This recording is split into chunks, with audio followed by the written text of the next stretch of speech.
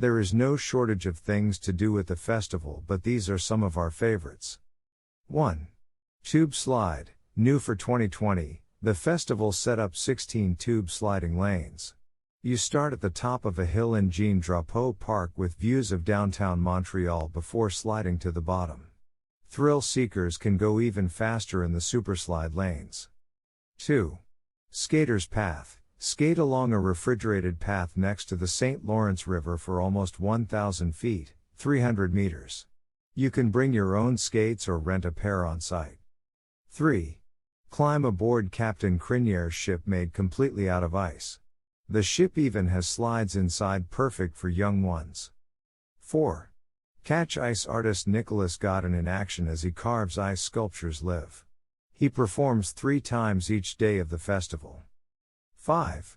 Performers from Cirque Éloize don snow suits and put on an outdoor show.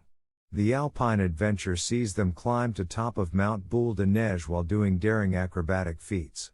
The show happens twice a day each day of the festival. For a complete list of Montreal Snow Festival activities, consult the Fête des Neiges website.